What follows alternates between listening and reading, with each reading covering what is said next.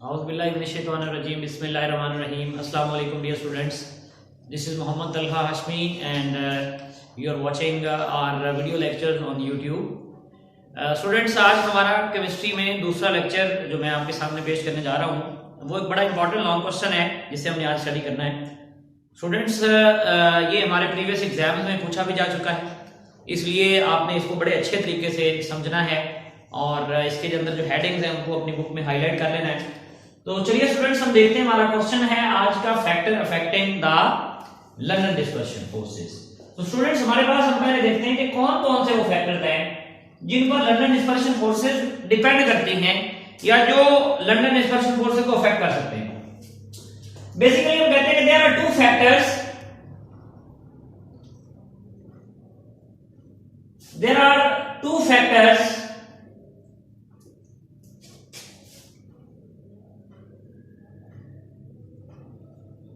which affects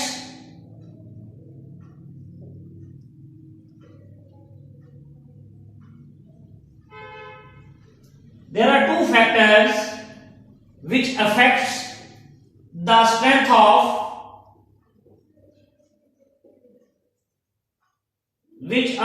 the strength of London dispersion forces।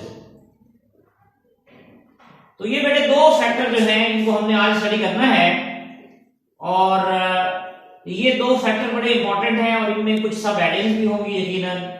तो बेटे वो कहता है दो फैक्टर्स हैं जो लंदन डिस्पर्शन फोर्सेस पर असरअंदाज होते हैं। दो फैक्टर वो हैं जो हमारे सिलेबस में दिए गए हैं और ये बेसिकली अफेक्ट कर रहे हैं और to the magnitude of the London dispersion forces.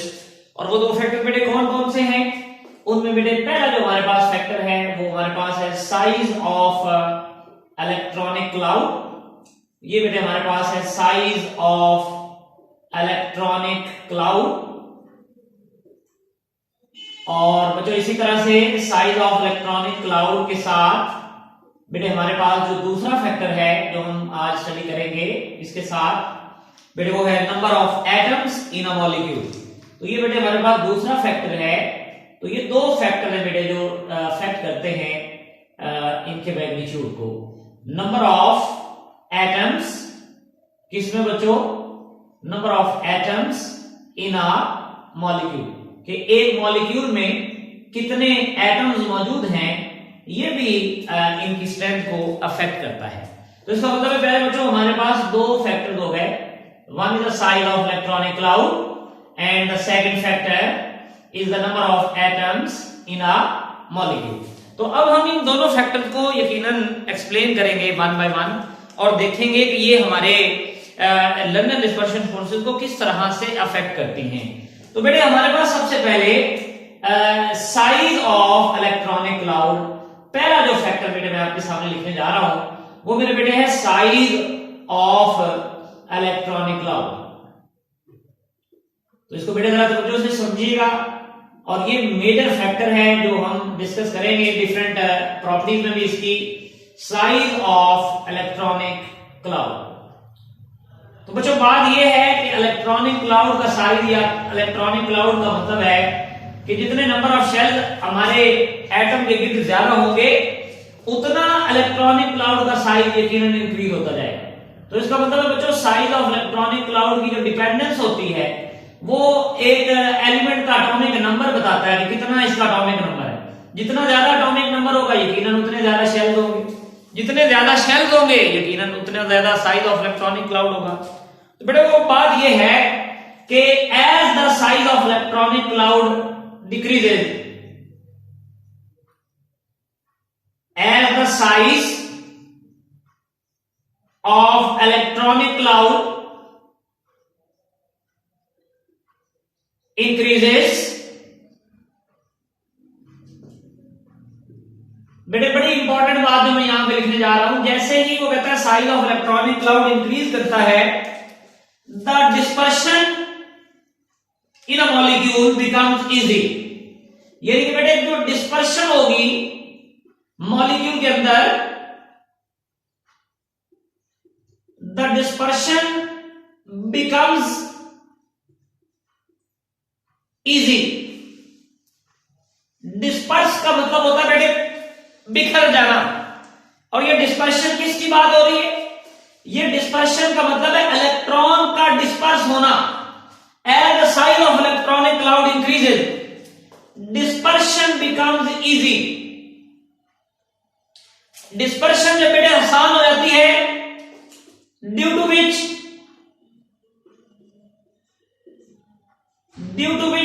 Dipole can be created,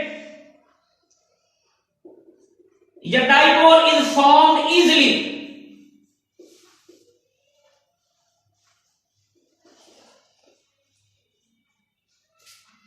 Dipole is formed easily and the magnitude of London dispersion forces and the strength आप कह लीजिए and the strength of London dispersion forces,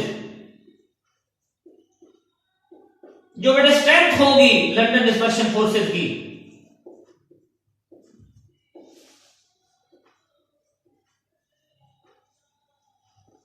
ये भी बेटे क्या करेगी? यकीनन बेटे ये भी इंक्रीज करेगी। तो इसका प्यारे बच्चों मतलब ये हुआ कि जैसे ही हम इलेक्ट्रॉनिक क्लाउड के साइज के बढ़ने की बात करते हैं, फिर डिस्पर्शन आसान हो जाती है। फिर बेटे उससे क्या होता है? डाइपोल इज फॉर्म्ड इजिली, यानी उसमें पोलराइजेबिलिटी डाइपोल जो है वो आसानी से बनता है। और जब डाइपोल बनना आसान हो जाए, वो कोई भी इंस्टेंटेनियस डाइपोल या इंड्यूस डाइपोल हो, उससे बेटे स्ट्रेंथ जो होगी किसकी बेटे? लंदन डिस्पर्शन फोर्सेस की जो स्ट्रेंथ होगी उससे, वो यकीनन बेटे क्या करेगी? The strength of the London dispersion forces will increase due to increase in the size of electronic cloud. तो स्टूडेंट्स बात ये है कि अब आपने कहा कि सर ये बात कैसे, मतलब हमें एग्जाम्पल के जरिए बताएं कि ये किस तरह से साइज इंक्रीज होता है इलेक्ट्रॉनिक क्लाउड का और किस तरह से डिस्पर्शन बनती है। तो प्यारे बच्चों मैं आपके सामने कुछ जो है डायग्राम्स के जरिए आपको ये क्वेश्चन समझाने की कोशिश करता हूं। बेटे देखिए मेरे पास ये एक एटम है, यकीनन ये नॉन पोलर है। इस एटम का ये बेटे इलेक्ट्रॉनिक क्लाउड का साइज है, और आप कह लेंगे एक ही शेल है और एक शेल में 2 इलेक्ट्रॉन हैं। और बेटे इसी तरह से हमारे पास यहां पर भी नीचे आ जाए, और यहां पर जब हम आएंगे तो ये बेटे इसी ग्रुप का दूसरा एटम है। इसके न्यूक्लियस के गिर्द शेल की तादाद बेटे पहले से ज्यादा, यानी पहले शेल में 2 थे, अब मेरे बेटे हमारे पास पहले एक शेल था, 2 शेल है। इसमें यकीनन 2 इलेक्ट्रॉन है बेटे। यहां पर बेटे मेरे पास 8 इलेक्ट्रॉन है, और इसका मतलब है बेटे इलेक्ट्रॉनिक क्लाउड का साइज बढ़ गया। पहले इलेक्ट्रॉनिक क्लाउड एक शेल तक महदूद था, अब इलेक्ट्रॉनिक क्लाउड में शेल्स की तादाद 2 हो गई। इसी तरह बेटे हम आगे बढ़ेंगे, और नेक्स्ट आप देखिए कि हमारे पास बेटे इसी ग्रुप के एक और एटम के अंदर हम कहते हैं कि ये हमारे पास पहला शेल है, फिर ये बेटे हमारे पास दूसरा शेल है, और ये बेटे हमारे पास तीसरा शेल है। तो ये बेटे 3 शेल है। इसका मतलब है इसके इलेक्ट्रॉनिक क्लाउड का साइज और इंक्रीज हो गया यकीनन। और यहां पर भी बेटे इलेक्ट्रॉन्स हैं, यहां पर भी इलेक्ट्रॉन्स हैं, यहां पर भी बेटे ये सारे इलेक्ट्रॉन्स हैं वैलेंस शेल के। और अब बात ये है यकीनन इनर इलेक्ट्रॉन्स भी अवेलेबल हैं। तो बेटे ये हमारे पास बेसिकली ये आपके सामने जो मैंने बात की, यहां पर आप देख रहे हैं कि जैसे जैसे डाउनवर्ड द ग्रुप जा रहे हैं, वैसे वैसे बच्चों क्या हो रहा है? वैसे वैसे बेटे साइज किसका बच्चों? Size of electronic cloud, size of electronic cloud, यानी इलेक्ट्रॉनिक क्लाउड का जो साइज है वो बच्चों क्या कर रहा है? Size of electronic cloud is increasing या इंक्रीजेज। ठीक हो गया जी। अब देखिए, अब हमने एक और मॉलिक्यूल है, मतलब मिसाल के तौर पर वो एक डाइपोल है, और वो डाइपोल क्या रखता है? यकीनन मेरे बेटे उस पर पॉजिटिव चार्ज है। तो इसका मतलब अगर आप ये गौर फरमाइए, ये एक डाइपोल में इस एटम के करीब लेकर आया हूं। इस डाइपोल में क्या है? इस डाइपोल के 2 एंड हैं, एक पर पॉजिटिव चार्ज, दूसरे पर नेगेटिव चार्ज। मैं बारी बारी इन तीनों एटम्स के करीब लेकर आता हूं इस एक डाइपोल को। ये डाइपोल क्या करेगा, ये इसके इलेक्ट्रॉन को अपनी तरफ खींचने की कोशिश करेगा और कोशिश करेगा कि ये डाइपोल बन जाए।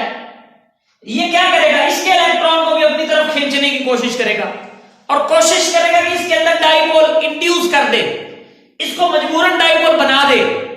ये इसके इलेक्ट्रॉन को भी अपनी तरफ खींचने की कोशिश करेगा और ये कोशिश करेगा कि इसमें भी डाइपोल इंड्यूस कर दे। तो स्टूडेंट्स आप जरा सोचिए कि डाइपोल इसका बनना आसान है, इसका बनना आसान है या इसका बनना आसान है। तो यकीनन आप एक बात कंक्लूड करते हैं कि डाइपोल बनना इसका आसान है। आपने कहा जी क्या वजह, हमने कहा ये डाइपोल बड़ी आसानी से बन जाएगा, ये बड़ी आसानी से डाइपोल में कन्वर्ट हो जाएगा, इसके दो एंड बन जाएंगे।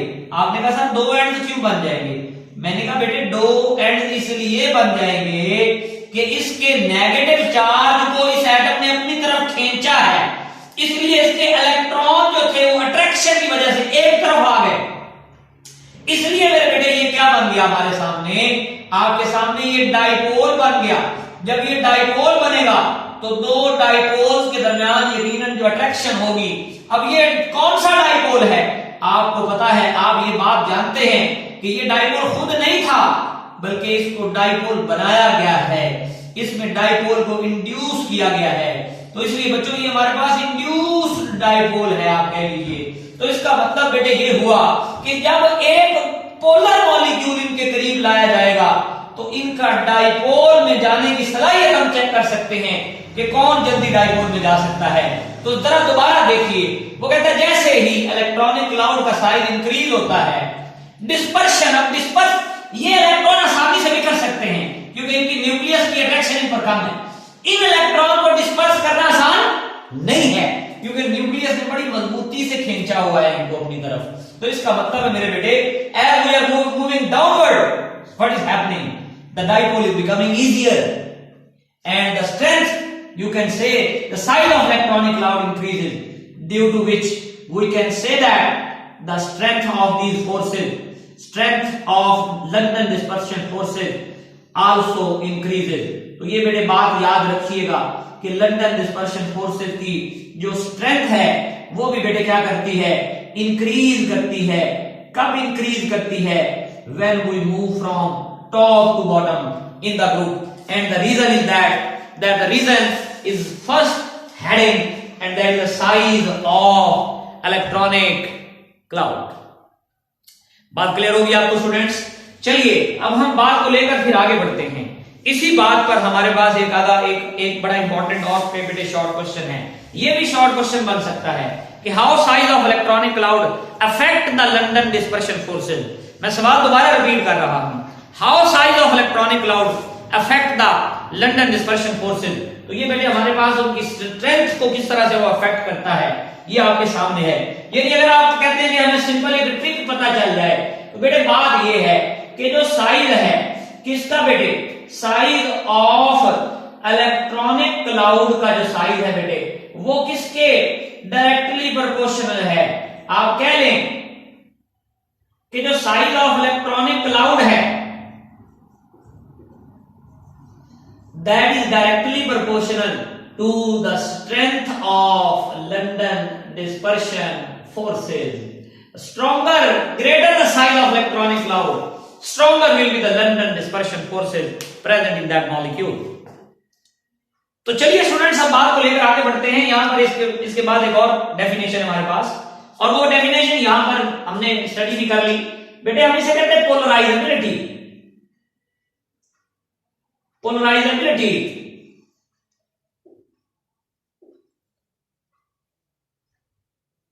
तो ये बेटे हमारे पास एक और शॉर्ट क्वेश्चन है, आपसे पूछा जा सकता है कि what is the polarisability, give its trend in periodic table. वो कहते हैं पोलराइजेबिलिटी क्या होती है, आप इसका ट्रेंड बताएं पीरियोडिक टेबल में। ये एक और शॉर्ट क्वेश्चन है कि what is polarisability, give its trend in a periodic table. तो स्टूडेंट्स बात ये है, डियर स्टूडेंट्स बात ये है कि पोलराइजेबिलिटी क्या है, it is the ability of an atom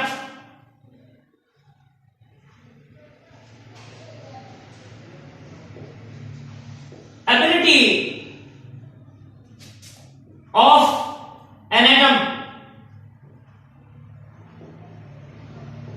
to become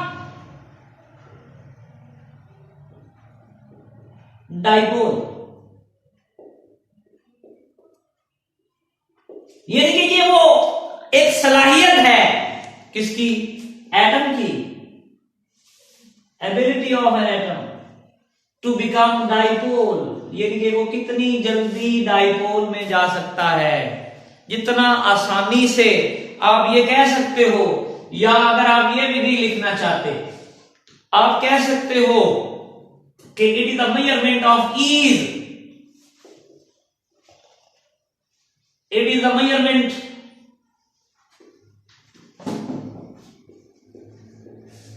of ease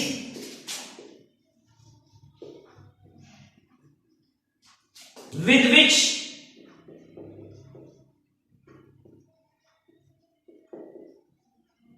a molecule converts into dipole. A molecule converts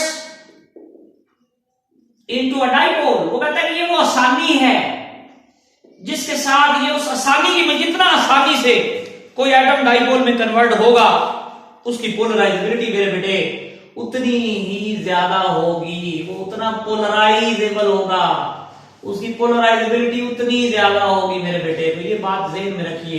इसका मतलब अगर आपसे ये पूछूं कि ये एटम और ये इन एटम में से सबसे ज्यादा पोलराइजेबिलिटी किसकी, यकीनन इसकी। इसका मतलब ये हुआ बेटे कि हमारे पास, अगर हम बात करें, बात को बड़े गौर से सुने और समझें। अगर मैं आपसे कहूं कि आपने ट्रेंड भी बताना है पोलराइजेबिलिटी का, तो बच्चों याद रखिए, अगर ये आपसे ट्रेंड पूछ लिया जाए कि what is polarisability, give its trend in the periodic table, तो पोलराइजेबिलिटी में बेटे बात याद रखिए कि it increases in the group. ये बेटे ग्रुप में टॉप टू बॉटम इंक्रीज करती है, एंड डिक्रीजेस, और बेटे ये कम होती जाती है। कब कम होती जाती है, डिक्रीजेस इन द पीरियड, और पीरियड में मेरे बेटे इसकी जो स्ट्रेंथ है वो यकीनन इंक्रीज नहीं होती, बल्कि क्या होती बेटे, डिक्रीज होती है।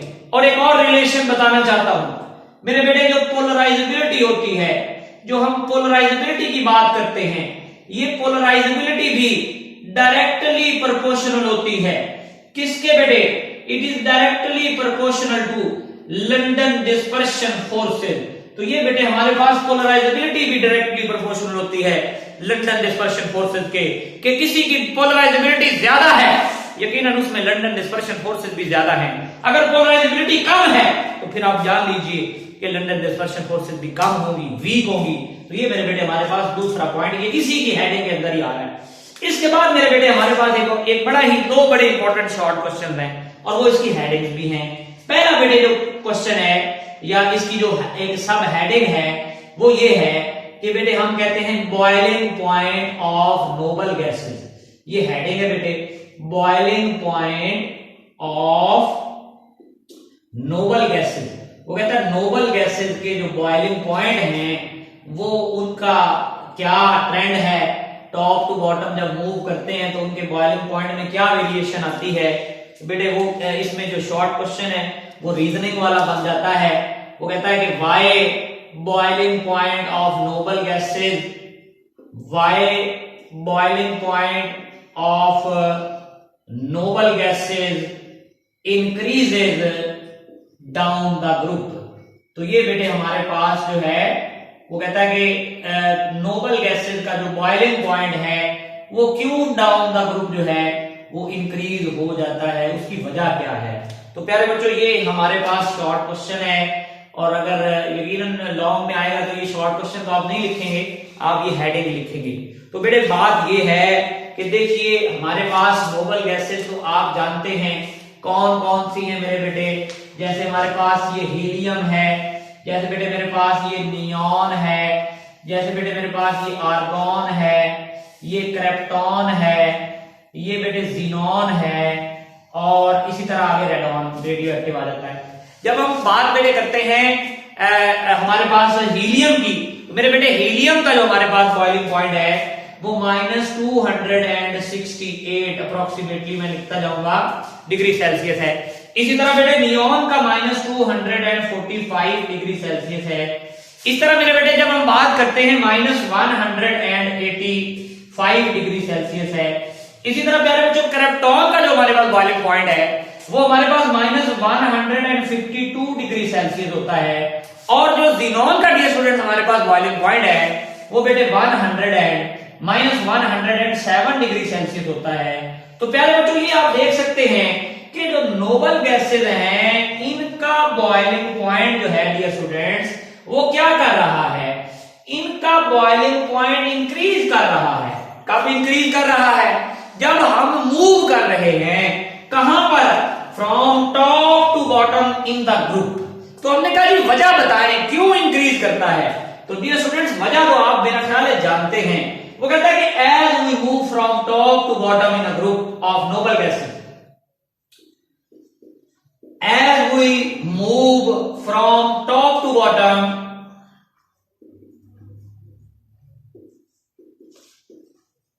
in a group of noble gases, in a group of noble gases। अब बेटे बड़ी इंपॉर्टेंट बात जो मैंने अभी आपसे शेयर की है, क्या? Size of electronic cloud, size of electronic cloud increases. बेटे नोबल गैसेस का इलेक्ट्रॉनिक क्लाउड का साइज इंक्रीज हो जाता है, ड्यू टू विच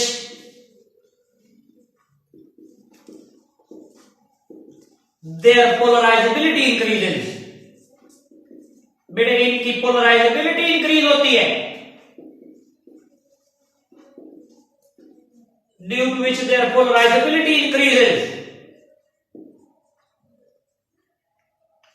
एंड जो पोलराइजेबिलिटी बेटे जब बढ़ जाए, polarisability increases which increases the London dispersion forces,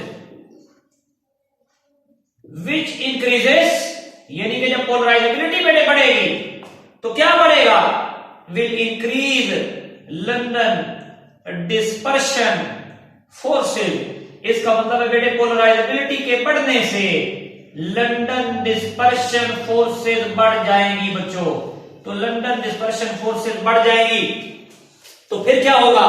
हमने कहा यकीनन ड्यू टू विच, जिसकी वजह से,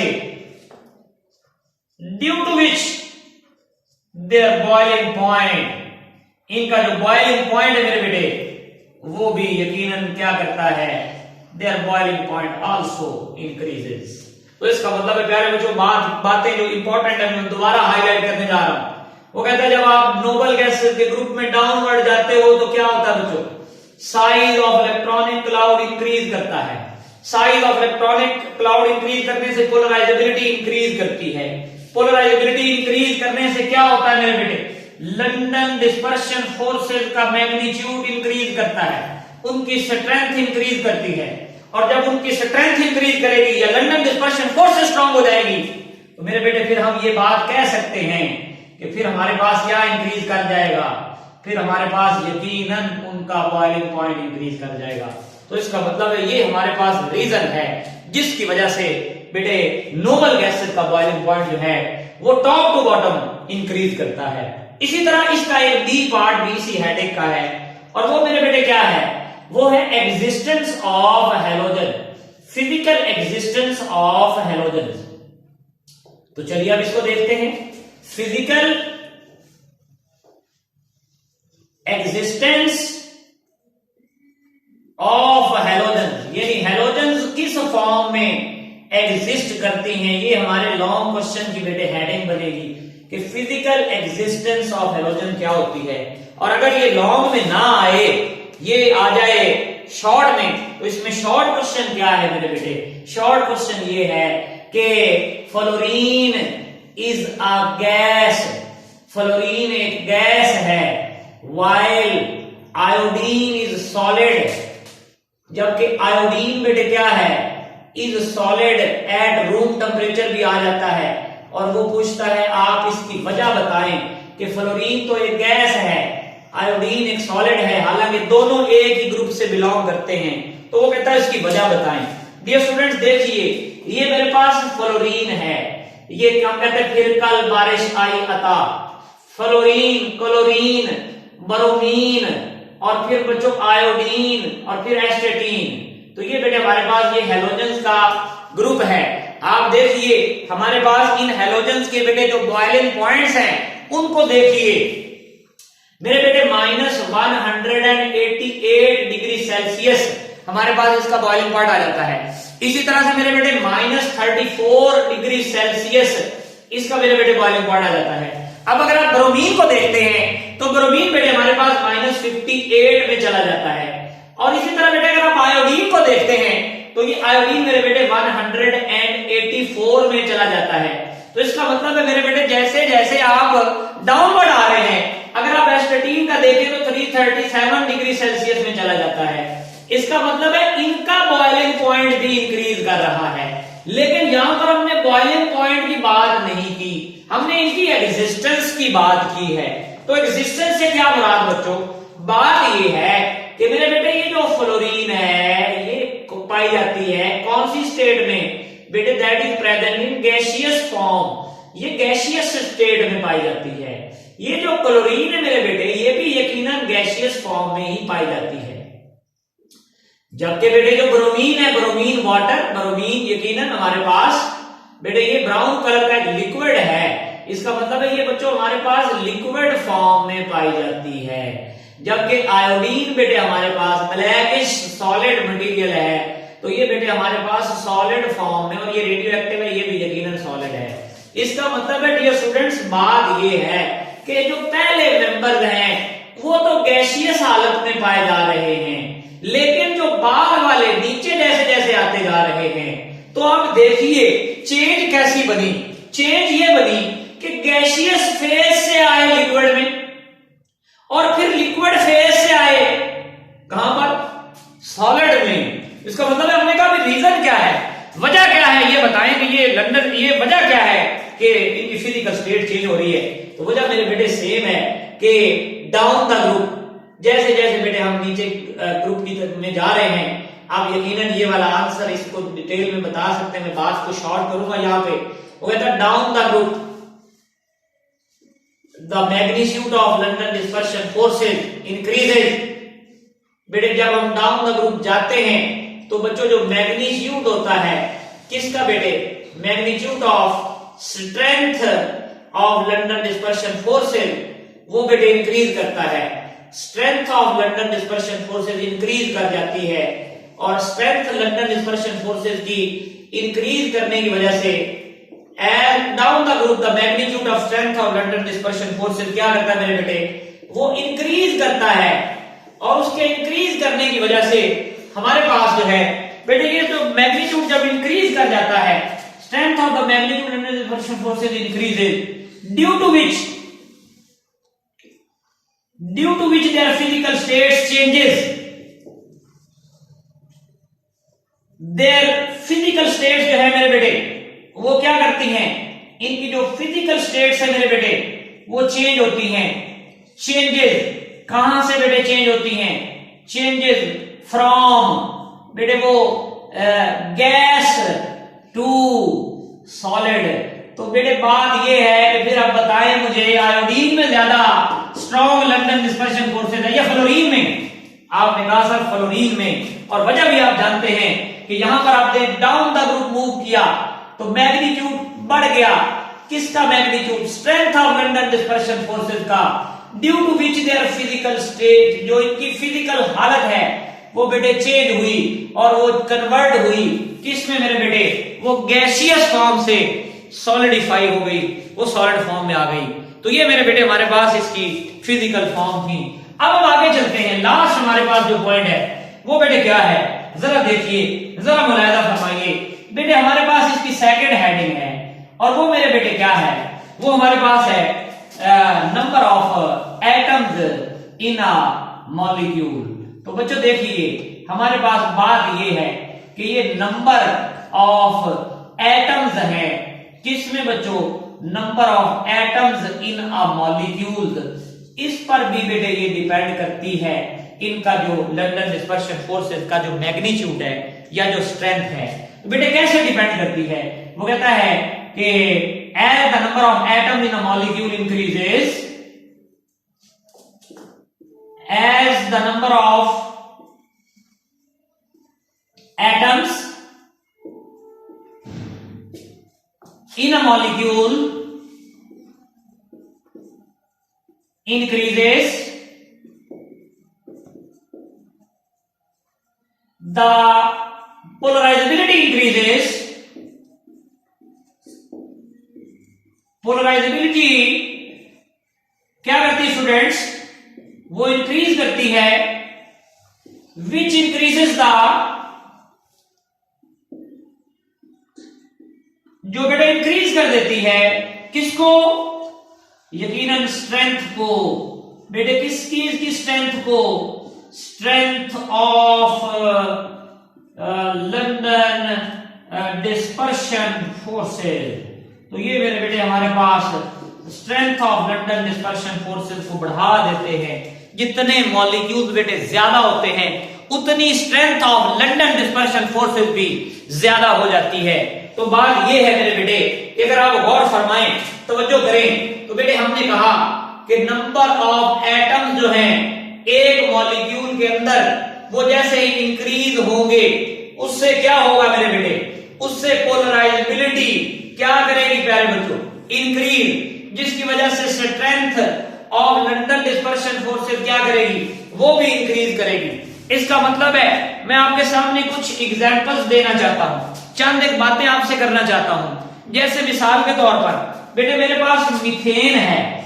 अगर मैं मीथेन की बात करूं, आप बेटे जानते हैं मीथेन हमारा सिंपलेस्ट हाइड्रोकार्बन है जिसमें कार्बन की तादाद 1 है। तो ये बेटे मीथेन है, इसे हम CH4 कहते हैं। इसी तरह मेरे प्यारे प्यारे बच्चों, मैं मीथेन के बाद डायरेक्ट चलता हूं हेक्सेन की जाने, और जब मैं हेक्सेन पर पहुंचता हूं तो मेरे पास यकीनन C6H14 आ जाता है। और बेटे मैं हेक्सेन के बाद डेकेन पे जाता हूं। जब बेटे मैं डेकेन पे जाता हूं तो मेरे पास यकीनन C10 और बेटे H22 हो जाता है। इसका मतलब है प्यारे प्यारे बच्चों, अब अगर आप गौर फरमाएं तो मीथेन का बेटे मैं अप्रोक्सीमेशन में लिख रहा हूं, -16 डिग्री सेंटीग्रेड हमारे पास इसका बॉइलिंग पॉइंट है। इसी तरह अगर आप बात करें मेरे बेटे किसकी? आप हेक्सेन की बात करें तो मेरे बेटे मेरे पास 68.7 डिग्री सेल्सियस इसका मेरे बेटे बॉइलिंग पॉइंट है।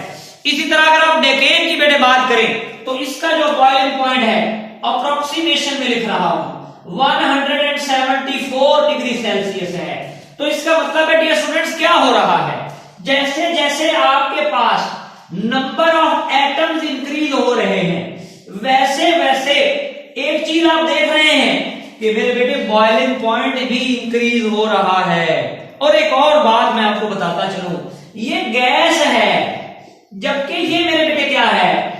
ये लिक्विड है ये भी लिक्विड, लेकिन आगे चल के सॉलिड आ जाते हैं। तो इसका मतलब है डियर स्टूडेंट्स ये वाली जो फोर्सेज हैं वो इंक्रीज होती जाएंगी। कब इंक्रीज होती जाएंगी?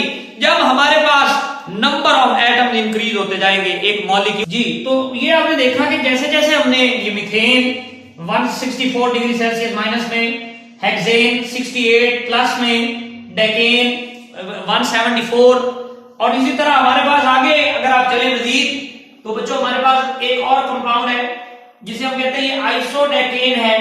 तो ये आइसोडेकेन बेटे हमारे पास 20 कार्बन रखता है और इसमें बेटे हमारे पास C20 और H बेटे हमारे पास जो है वो 42 के इक्वल होता है। तो इसमें बेटे 327 डिग्री सेल्सियस है और ये बेटे ये तो लिक्विड है, लेकिन आप अगर ये देखें कि ये बेटे हमारे पास सॉलिड फॉर्म में पाया जाता है। तो इसका मतलब बेटे स्टूडेंट्स बात ये है कि जैसे जैसे आप देख रहे हैं नंबर ऑफ एटम्स इंक्रीज हो रहे हैं वैसे वैसे गैसियस फिर लिक्विड फिर सॉलिड। अब एक बड़ा इंपॉर्टेंट एमसीक्यू यहां से शॉर्ट क्वेश्चन आता है, वो ये कहता है कि methane is a gas while hexane is a liquid at room temperature। ये गैस है, ये लिक्विड है रूम टेम्परेचर पर। आप कहते वजह बताएं, तो यकीनन आपके माइंड में फौरन आ जाएगा कि ये फैक्टर है number of atoms which are present in the halogen और number of atoms which are present in the molecule. तो बेटे जिसमें ज्यादा मॉलिक्यूल है उसमें ज्यादा लंदन डिस्पर्शन फोर्सेज हैं। तो ये मेरे बेटे हमारे पास जो है आज का हमारा लेक्चर इसके साथ ही मुकम्मल हुआ। ये एक लॉन्ग क्वेश्चन था, मैं इसको आगे बात को आज यहां तक ही रोकूंगा। नेक्स्ट टॉपिक हमारा एक और लॉन्ग क्वेश्चन है हाइड्रोजन बॉन्डिंग, इंशाल्लाह वो स्टार्ट करेंगे। तो नेक्स्ट लेक्चर तक के लिए इजाजत दीजिए। अल्लाह हाफिज, अस्सलाम वालेकुम।